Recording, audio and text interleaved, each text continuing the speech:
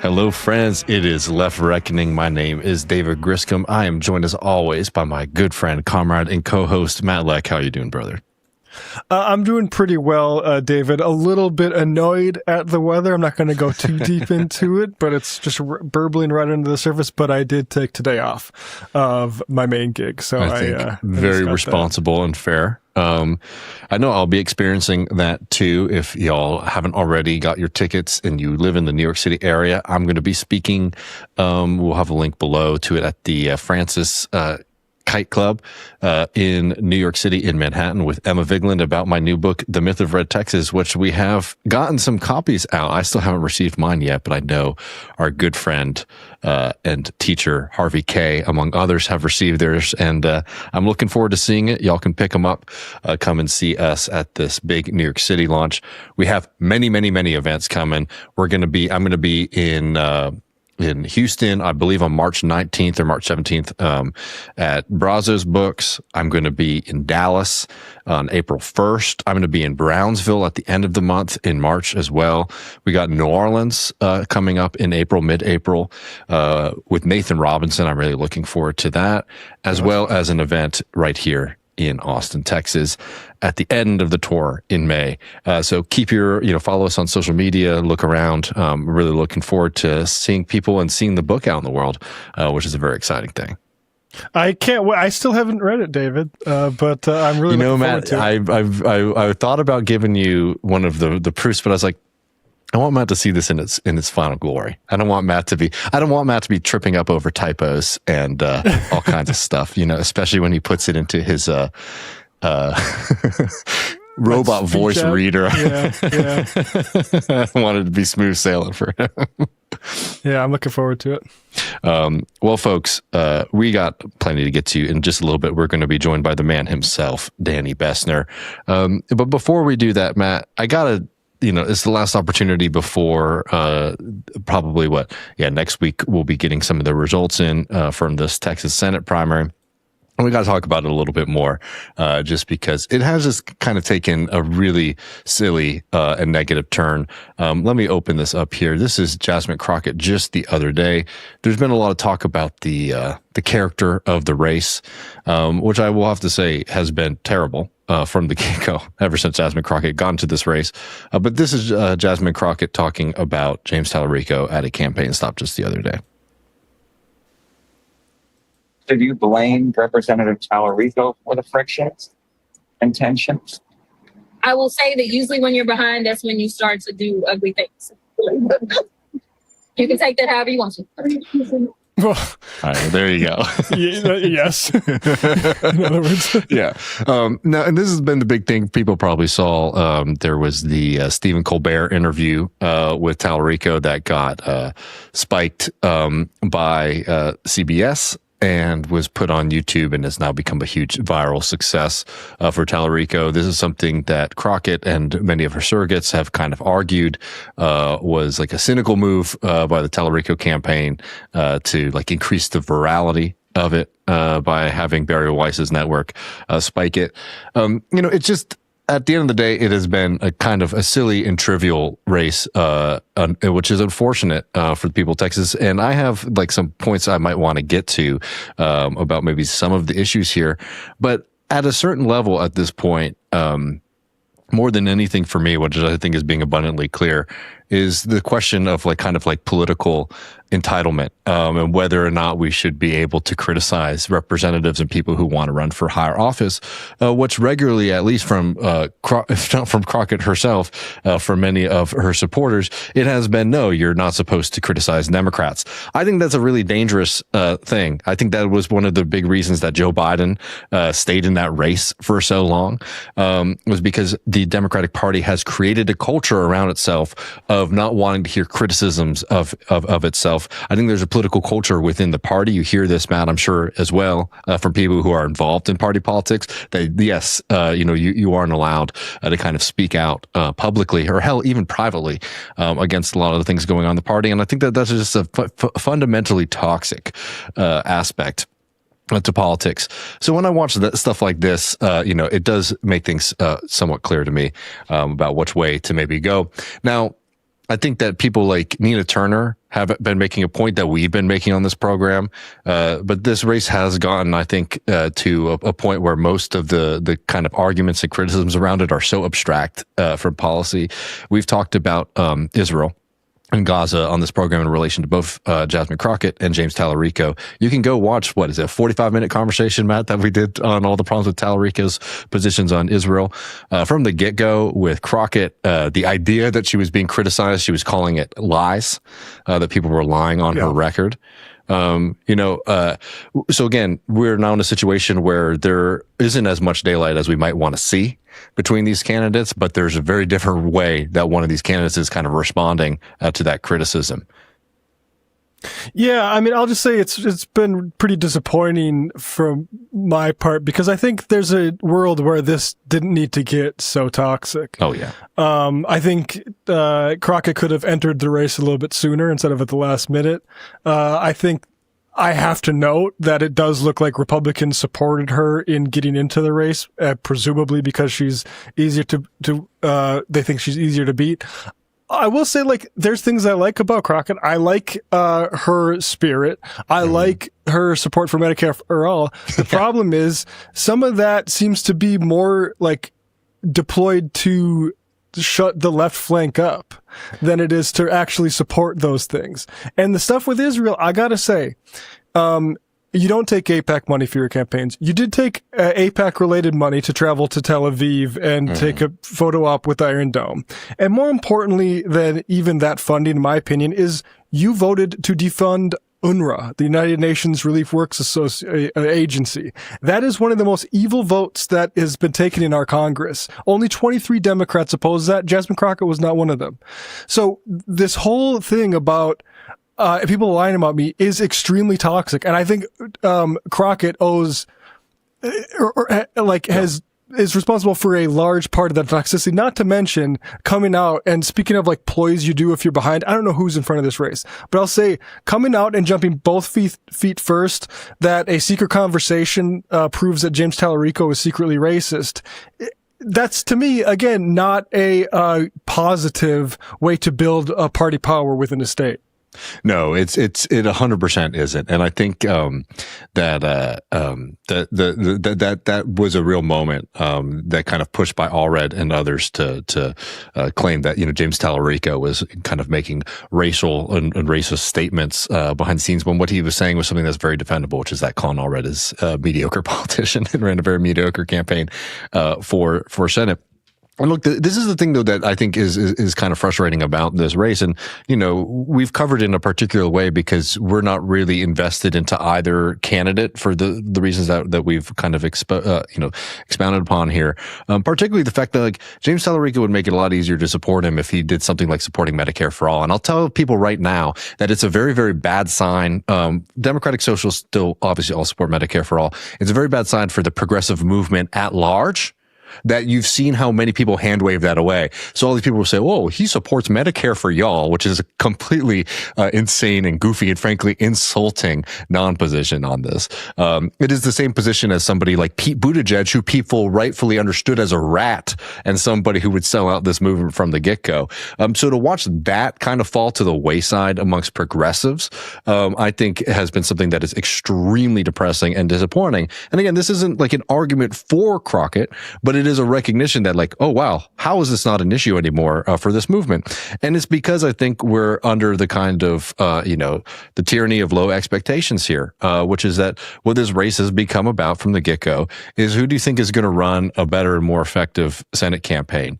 And yeah, I mean, I think what you have seen from Crockett is that she probably won't be able to run a campaign that will be effective at reaching out the vast majority of voters in Texas who are not partisan Democrats.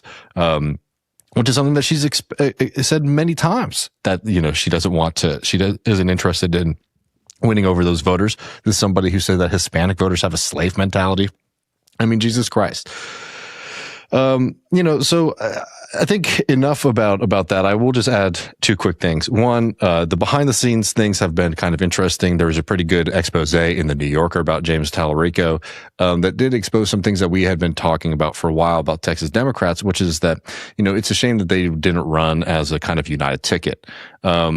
we talked about that over the summer. There was a plan. There were meetings. It is now reported upon. We reported on this over the summer multiple times, but now we have like hard reporting here from the New Yorker and other sources that like, yes, there were these kind of meetings going on behind the scenes over the summer about trying to create a slate of candidates here in Texas. And Allred had said that he was going to run another Senate campaign, which he obviously did and flamed out. But other people involved with that were Joaquin Castro and Beto O'Rourke. And the idea was that James Talarico was supposed to run for governor, which he refused. I have this from the New Yorker piece that they had a meeting and they talked about this. Colin Allred said that he was going to run again for Senate, which is totally ludicrous. But Talarico said that he was not interested in running for governor. He thinks that he would be better set up for Senate. And the reason why, as the New Yorker reported, I told them that the fact that I was new and different and had no DC connections was a huge advantage. They were all retreads, which I said lovingly. I told them I have flaws too. I don't have the infrastructure, the name ID, but I have the fewest flaws. And here's the thing. O'Rourke said, I think the world of James. I told him, if you end up being the guy who runs for Senate against the Republican machine, you will want friends on that ticket. James came in like, I don't care what you guys are doing with your little huddle. Fuck y'all. I'm doing this. He blew everything up in his excitement to make the case for himself. O'Rourke called Castro afterwards and said, what the fuck? But he also told me, the reporter at the New Yorker, you're not going to win in this game unless you're really fucking confident. So it was interesting to find out that Talarico did kind of make this push and pitch. It's a shame that they weren't able to maybe figure out some kind of agreement between all those folks. But it seemed like Allred from the get-go, it's interesting to kind of put it at Talarico's feet here, because it seemed Allred for the get-go was committed to running another wasteful campaign for Senate. It just reminds me of what I've seen so much DSA getting its crap together and having Zoran run for mayor. Like the Eric Adams won because of this exact sort of thing in the progressive side. There's a whole bunch of different flavors of progressives ran, and that splits things in a lot of ways. Mm-hmm. And it happened with Cuomo before, and it's not the situation solved here by any means, because I think a lot of the progressives that were a problem before are still a problem in New York after, despite having helped Zoran. And I won't mention my issues with Lander until maybe they become more pronounced. I think this is it's just a shame to see this lack of coordination and discipline among a side, and on the other side of the Atlantic, you see a similar thing with sort of the Corbyn and new party stuff. So, no, 100%. So look, what we had is a pretty vicious Democratic Party primary here in Texas. I wish it was about a little bit more substance. I wish that there was a lot more interest in fighting there was a lot more centering of working class issues, but it became a personality fight, and particularly a fight about who's going to run a campaign. And I'll again say that like it never really felt like Crockett had much of a strategy for that. So we'll see what ends up happening with the Senate race. I just want to add two quick last points. One is that this is something that people should remember with all this reporting. This is a thing that Crockett supporters have been pushing, is that, Crockett called James Talarico before she jumped in the race and tried to make a pitch for him to run for governor. Now, again, they already talked over the summer, and she said she wasn't interested in running for any of these seats in the first place. But I want to remind people about something called campaign finance law. And had Talarico decided that he would run for governor instead of run for Senate, where there already was a Democratic candidate, by the way, who had been campaigning for the entire season. But if he had decided to do that, he would have to light all of the money that he raised for his Senate campaign on fire, because you are not able to transfer the money from the federal election into the state election here. So it was just an absurd request for many reasons, but also just the fact that James Talarico had raised like an insane amount of money, and she was basically asking him to light that on fire so that she could run for the seat, which again is like this kind of political entitlement that I think most people are tired of when it comes to the Democratic Party. Before we get to Danny, I do want to make one last thing. I apologize, everybody, for more bad news. But just if you thought that the Texas Democratic Party had learned some lessons after the incredible win of Taylor Vermette, I have some bad news for you. In Texas, we have had some pretty shocking and disappointing moves lately from some people in organized labor, from some locals in organized labor who have come out and backed Republicans running for office, famously Greg Abbott. Now, we're not going to get into the nitty gritty of that. I don't think it's a smart move to support something like Greg Abbott, who is trying to destroy working class people and unions in this state, in this country, if it gets his way. But I think this is not the way to respond to it. We have now Harold Dutton, who is a longtime member of the Texas legislature, Democrat from the Houston area, who, when he found out that some of the Houston area chapter of the state's largest union endorsed one of his primary opponents, he said, "To hell with you all." The longtime state representative left a voice message for the executive director of the Gulf Coast Area Labor Federation, saying he would no longer push back on GOP legislation blocking unions from automatically docking fees from workers' paychecks. "You know, I've gone to bat for labor," Dutton said, "but I'm not going to fight that this time. I have been the one standing in the trenches for you all ever since that came up. And so since you all don't respect me enough to say, well, wait a minute, we don't need to take a look at what Dutton does, to hell with you all." So that was, a note about him not getting the endorsement here. But probably not a good lesson for people in the Democratic Party to be taking from kind of losing those endorsements. And in fact, the Republican Rep. Mitch Little in the state legislature here retweeted the article in the Houston Chronicle about Dutton saying, "To hell with y'all to organized labor," and that he would not fight anymore against the onslaught against labor in the state. Rep. Mitch Little tweeted out that article and said, "Based." So, new alliance for angry Democrats. I mean, what good do you think that's going to do for your effort here, buddy? Like, you have to stick to principles. That's a joke. This is a total joke. Now, again, I think there's plenty of smart people who are fighting and pushing back. Marcos Velez, who we had on this program, has been a very exciting candidate. There's more and more power for labor in this state and all across the country, and that's what we support. So at a certain point, I guess the people who don't support labor, Republican and Democrat, y'all can get out of the way. But honestly, it makes you wish we had like a parliamentary system and these people could just become Lib Dems like they did in the UK. No, it definitely does. Well, Matt, maybe let's jump over to our conversation with Daniel Bessner. Don't forget, I will be in New York at the Myth of Red Texas event on Wednesday. We'll have a link below. Pre-order the book. Don't forget to subscribe on patreon.com/Left Reckoning. It really helps Matt and I continue to do this program very much.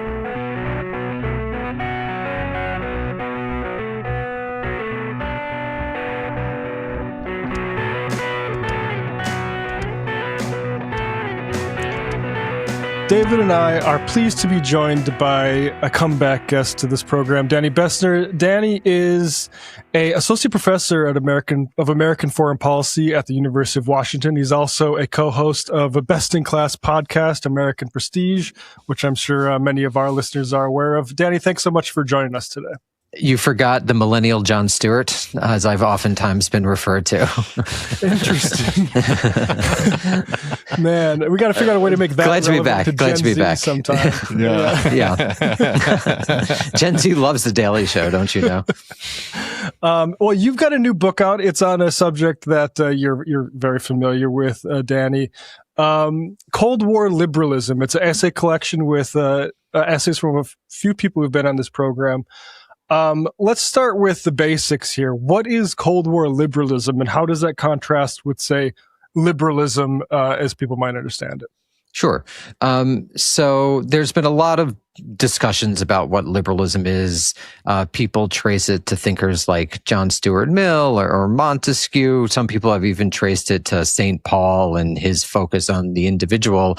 I basically follow scholars like Helena Rosenblatt, who identify liberalism as truly emerging in the early 19th century as essentially trying to chart a middle path between reactionary monarchism of the type you saw in France in the 1780s, and then the revolutionary terror that emerged as a result of the French Revolution in the 1790s and was prosecuted by, most famously, Robespierre and people around him, but others as well, resulting in the deaths of thousands of people, the imprisonment of thousands of people. And so basically what happens in the early 19th century as the French Revolution gives way to Napoleon and the Napoleonic Wars is you have thinkers, people like Benjamin Constant and Madame Germaine d'Estaël, who essentially tried to chart a middle path between, as I said, monarchism on one side and revolutionary terror on the other side. And that's really, I think, where you get liberalism. And it has particular features to it. It emphasizes the role of the individual. There's a type of political liberalism which emphasizes a form of democracy, and economic liberalism, which emphasizes a form of laissez-faire ideology. But as many of the great ideologies do, socialism among them is over the course of the 19th century, you get a lot of species of liberalism, and certain core features of them wax and wane. I would say that one could identify several core features, but as a focus on Cold War liberalism, I think two things that you see very early on in the history of liberalism are, one, a skepticism of mass democracy. That's the revolutionary terror side of the equation, is skepticism of the mob, or the masses. And you still hear liberals today talk about the mob, and they're playing into that tradition. That's on one hand. And on the other hand, and you get this very early on in the history of liberalism, people like Mazzini and others, you could even argue Napoleon, thought that you could export liberalism through military means. And it's not for nothing, for example, that it was Napoleon's armies who actually first introduced the word liberal across Europe. So liberalism goes in a lot of different directions. And what I argue is that Cold War liberalism is a species of liberalism that first started to become instantiated in the 1930s in the United States, and basically was the governing hegemonic ideology of the country until the late 1960s. And then I'll just finish up here. I think two of the core reasons that Cold War liberalism emerged when it did in the 1930s was that first the Depression and then the rise of Nazism. So the Depression, which engendered bank runs and panic movements, and the rise of Nazism, which seemed to appear to be incorrectly to some degree the result of mass politics, basically made a generation of people who were on the left and people who would become on the emergent center. In this country, we don't really use the political spectrum of left and right until the 1940s, partially because liberals, New Deal liberals, cum Cold War liberals, wanted to identify themselves as the center. But a broad left liberal wing began to become skeptical of mass democracy. And then the experience of World War II, first, and then second, the emergence of the Soviet Union as a perceived existential enemy, basically convinced a generation that the United States needed to become a globe-spanning hegemon and spread the ideals of liberal democracy abroad. And those, I think, are the two key features of Cold War liberalism, though there are many sub-features as well. So that was a bit long, but just wanted to situate what Cold War liberalism was within the longer history of liberalism itself. And you're right, just real quick, like John F. Kennedy was really the high point or the culmination of that, would you say? Yeah, so I think basically the first four Cold War presidents are paradigmatic Cold War liberals. So that's Harry Truman, Dwight Eisenhower. This was, of course, when the Republican Party still had a liberal wing. Has a liberal wing roughly, some last until the 80s and the 90s, but really Nelson Rockefeller failed bid for the presidency, I believe in the 70s, late 60s, 70s, basically removed liberals from the Republican Party as a structural force. But Eisenhower is a liberal Republican. Then Kennedy and LBJ are basically Cold War liberal presidents, and things begin to change with Nixon, even though he's still operating to some degree in a Cold War liberal paradigm. Yeah, the chapter begins with Kennedy because I tried to, I'm a grad student, veteran of graduate school, and we do close readings in graduate school. And so Kennedy's famous line, "Ask not what your country can do for you, but what you can do for your country," I kind of take it in a way that it's usually sort of viewed as a call to civic renewal and civic engagement, and that's what it is. But I'm like, I flip it on its head a little bit. I'm like, it's actually kind of strange. The role of the state is to act in service of the people, not the other way around. And so I use that as an entry point into getting at this skepticism, even implicit in that line of mass democracy, that I do think is a key feature of Cold War liberalism. Yeah, I mean, this is what I want to ask you, Danny, is, what really is the social base of this Cold War liberalism at this time that allowed it to kind of be the dominant, position, at least, we're talking about the people sitting in the high offices of the United States government. Well, I mean, it's a product of the success of the United States economically in the middle of the 20th century. So coming out of World War II, the United States was really dominant in a way that it's difficult to imagine. The statistic that I always point to is I think it controlled roughly half of world manufacturing. Europe had committed suicide in World War II, and many of the other areas of the world were what we would call underdeveloped, if you're sort of taking a developmentalist framework, as many people of the time did. China was not the economic powerhouse it is. Sub-Saharan Africa, Latin America. So the United States was really dominant. And so I think in terms of the material basis, why Cold War liberalism was able to succeed as it did, it was because it basically was the governing ideology during the height of a Fordism that was so successful at the time that it was able to lift most boats, even if it had racist features, even if Black Americans in particular were not in an era of Jim Crow until the mid-1960s, were not able to participate in the economic benefits to the degree that white Americans were. For many Americans, it really did lift them up. And so one of the key features of Cold War liberalism is military Keynesianism. And I think this is really a product of World War II. So the United States might not have come out of the Depression were it not for World War II. This is an active debate. Last time I checked, which admittedly was a while ago, but I think it still is an active debate amongst economic historians. Was World War II necessary for the United States to come out of the Depression? And some economic historians do think it was. Some don't, but certainly at the time, people did argue that the military spending of World War II was able to achieve liberal goals like full employment above all. And so you have in this country, and it's still true today, a social welfare that is linked to military spending. This is really true of the height of military Keynesianism, which was the 40s to the 70s. And then you get the rise of, I think it was Jennifer Middlestadt, called the military welfare state. Let me make sure, military welfare state, Middlestadt. But yes, the rise of the military welfare state, that in this country, security has always been used as a justification for social spending. And that's what happens, as a result of World War II and the height of Cold War liberalism. Now, in terms of the elites, I mean, this is basically the New Deal liberals. What happens as FDR dies, Truman comes into power. He's much more anti-communist, I think, than FDR. FDR also had a good personal relationship with Stalin that Truman just didn't have. And I think you see in the late 1940s, the Democratic Party kicking out essentially the left side of the liberal left coalition that had really emerged during the 1930s and into World War II.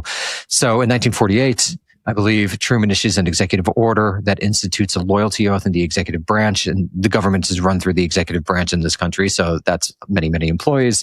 Later that year, his attorney general posts a list of subversive organizations. They're essentially communist organizations.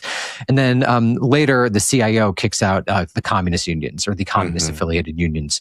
So McCarthyism, which more people are aware of, partially because American historiography is a liberal historiography, is to some degree a mop-up job that the political and economic left had already been kicked out by the Democrats in the late 1940s, early 1950s. And McCarthy really focuses on the intellectual realm, not totally, but to a significant degree, the university in Hollywood is where McCarthy has his most significant impact. So you see the coming apart of, this is basically the end of the organized left in the United States. And that, I think, is basically a function of the Cold War. Sorry, not to get us on a digression here, Danny, but, just talking about this class of people around FDR, I think a kind of popular thing, amongst like progressives and leftists right now is a kind of romanticism of, Henry Wallace. FDR's VP. Is his kind of opposition to what ended up being the kind of dominant ideology a little bit overstated, or do you think that that's a kind of accurate understanding that is kind of shared by many people? Right. So famously, Wallace is FDR's vice president, and then Truman becomes his vice president in 1944 due to machinations at the convention. I believe then Wallace becomes a commerce secretary, and he's essentially sidelined as the Cold War winds up. I do think that Wallace would have had a different approach to the Cold War. I think Truman was particularly aggressive in the Cold War. I think FDR would have had a very different approach to the Cold War. Truman really did embrace this type of universalistic hegemonic project that I don't think Wallace or FDR would have promoted. Wallace, though, is an interesting character, a Republican, then a Democrat, the publisher, and sort of a populist, but also, better on some things than others. But I think his approach to foreign policy would not have been as aggressive as Truman's, because Truman was particularly aggressive, I think. Mm-hmm. No, I'm just curious because, Wallace is, I know him mostly from like domestic politics, and he's become such a beloved, people use him as a profile picture online all the time, stuff like that. And I know him particularly from labor. He was very much hated by many people because he was a pretty ugly figure. But anyways, that's too much of a digression on Wallace, but I was happy to get that perspective from you, Danny. Yeah, no, I mean, I'm most familiar with his foreign policy. So, though I'm aware of the domestic, but I think foreign policy, he would have been different. Mm-hmm. Yeah, there's a documentary on Netflix that went deep into Wallace. I can't remember the name of that, but there's two concepts that sort of interest me in discussion in your book, Danny, in your essay. That kind of seemed like a little bit of a throwback to folks born, say, after the fall or right at the end of the Cold War, but this concept of the free world and this sort of, I guess, inverse being totalitarianism. Can you talk about what the term free world did in the past century? Yeah, so I mean, it's really a term. I think it has antecedents in World War II. Might even have in World War I. Definitely in World War II, possibly in World War I. But it's essentially referred to as the entire non-communist world, and it's through the discursive framework or formation of this notion of the free world that the United States really first steps onto the global stage in terms of its politics and military. Since the teens and 20s, it was very economically involved in Europe, and obviously the War of 1898 and expansion across the North American continent itself are forms of political and military expansion, absolutely. But in terms of the globe, it really only becomes militarily dominant after World War II in the way that we're all familiar with. And it does that through the mechanism of the free world, which it counterposes with the mechanism of the slave world, which is essentially the communist world. And for policymakers at the time, the free world is considered to be the non-communist world. And I think what is most important about this is that it reflects the sort of dualistic tendencies inherent in American politics.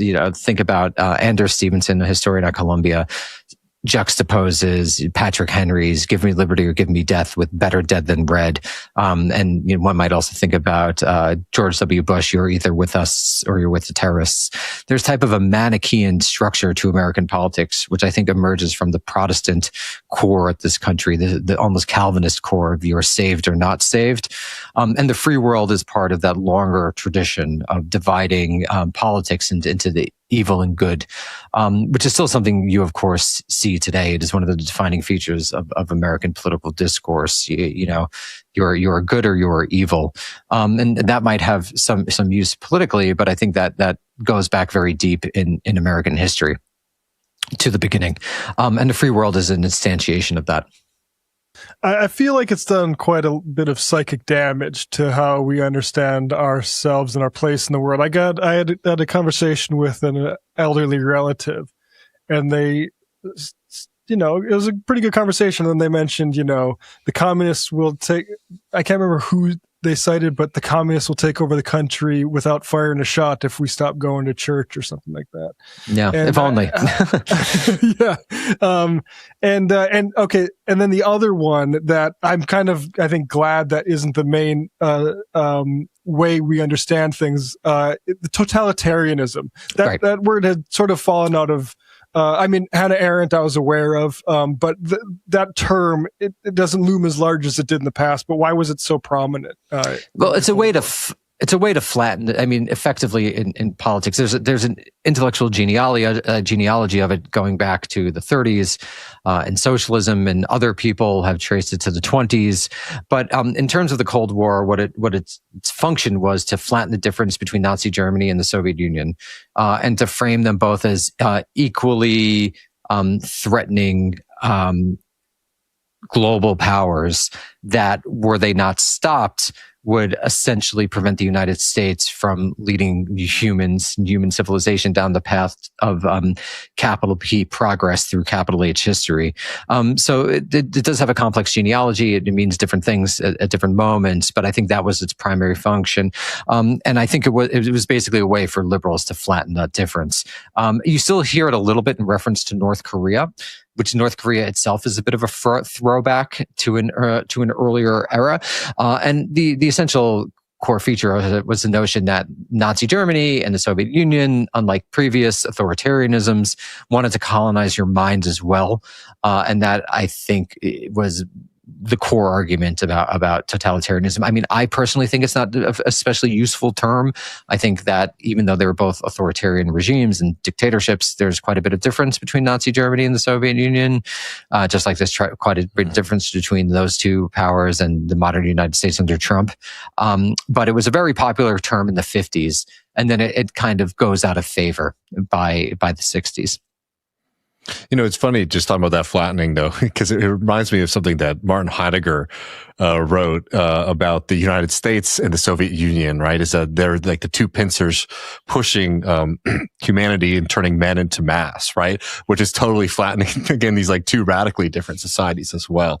So I think that's a good point about the rhetorical strategy there. Yeah, and then they were both revolutionary regimes, and they both were modernists in a particular way, and they were dictatorships.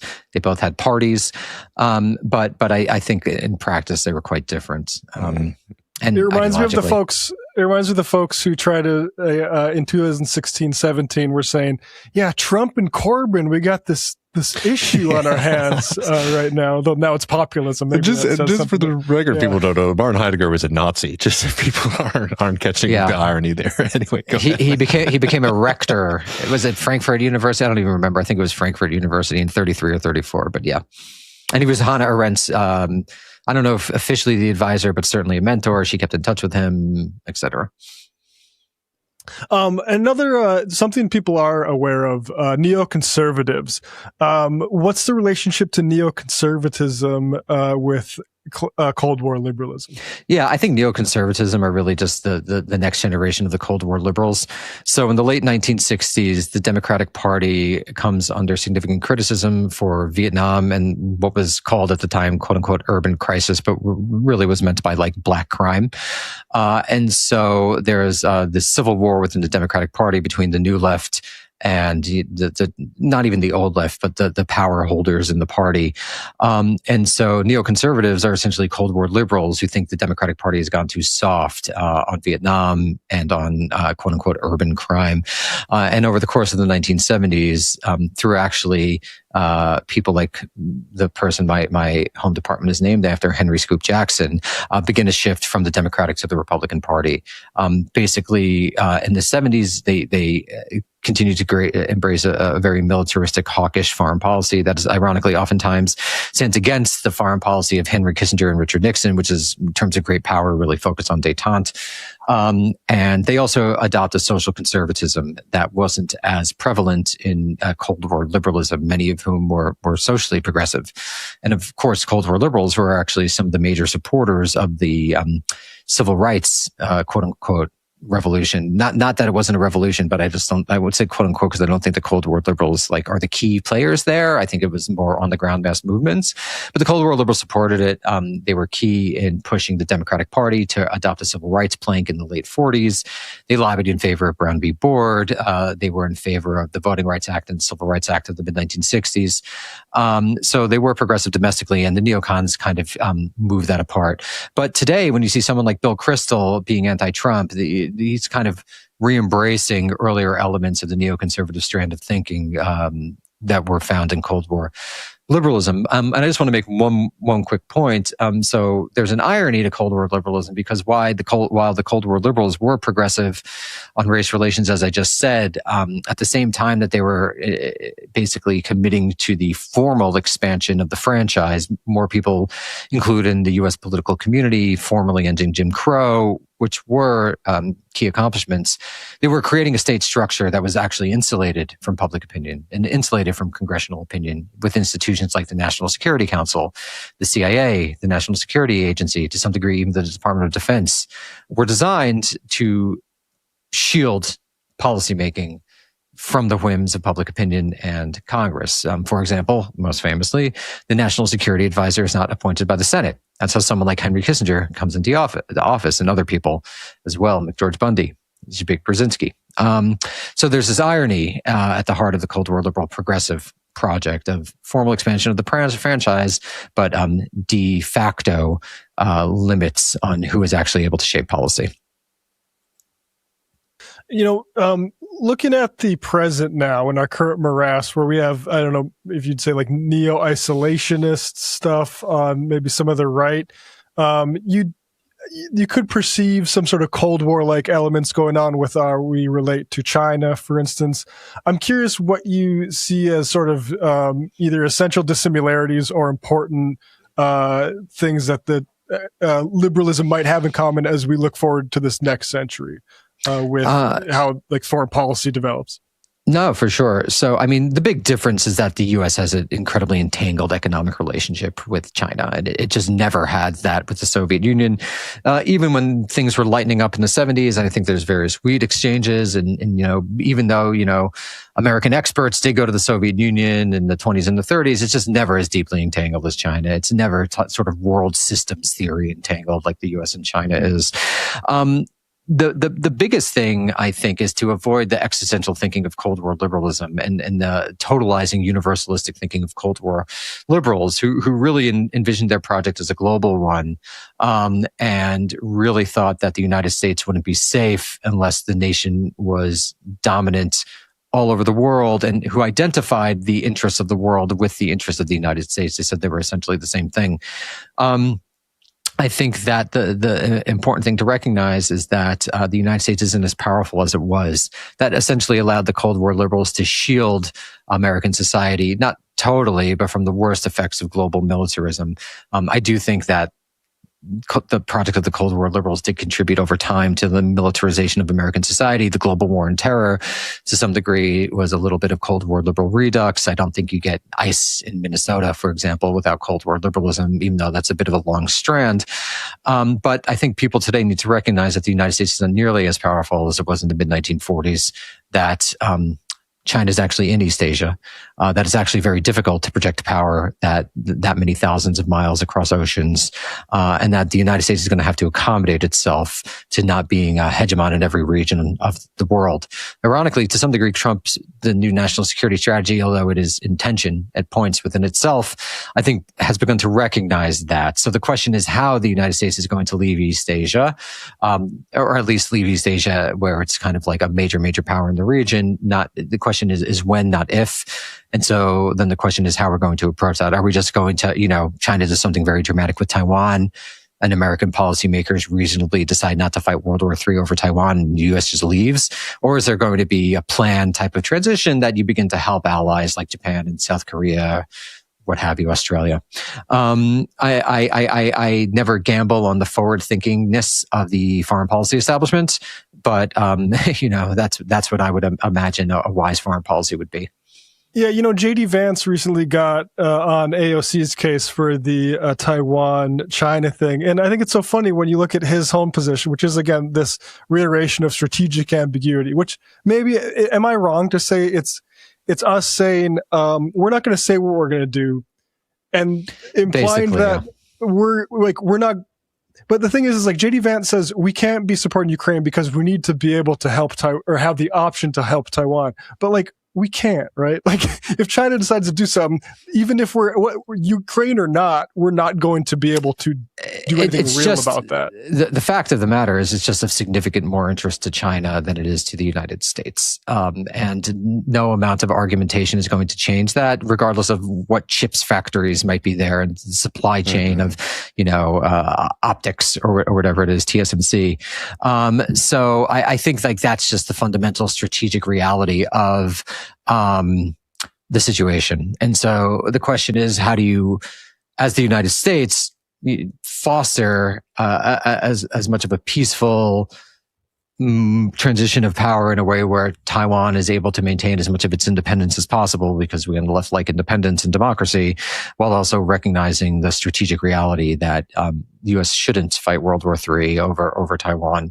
There are very few things one should fight World War III over. And again, that would require medium-term thinking. And again, that's never been a strong feature of the U.S. foreign policy establishment. Matt, no one can hear you. Oh, Matt, you're Sorry muted. about that. Yeah. Any other essays you'd like to tempt people with in this collection, Danny? Yeah, I mean, there's a bunch of, I really like Peter Slezkine essay on the free world. I mean, they're all really good. So I think people should take, we spent a lot of time on them. So I think they are all of high quality. Ones that I like that are a little bit different is Courtney Rawlings' essay on planning Los Angeles for the post-war future, which is a little bit different than what you usually get. Eric Baker's essay on social psychology, David Sessions' essay on transatlantic thinking about sociology. I mean, I'm just going to name them all. They're all really good. So I would look at people. Put you on the spot like that, yeah. No, it's fine. And if you're interested in Latin America, Andres Sanchez Padilla has a really interesting essay on the democratic left over like a long Duray history. So I would urge people to look at the table of contents. If you want to buy it through Cambridge University Press, the promo code is Bessner26, actually, which is kind of a funny promo code. I did not choose it. Let me just confirm that. But yeah, it's Bessner26. That is Bessner 26. And I believe that gives you 20% off. But yeah, and if you're at universities, tell your university librarian to buy it. But yeah, check it out. Something of interest for everyone. Of course, Absolutely. My essay. Yeah, well, we'll have a link to that and the promo code, as well as a link to Danny's other publications and productions. Thank you so much, Danny, for joining us today. Thanks for having me, guys. Always a pleasure.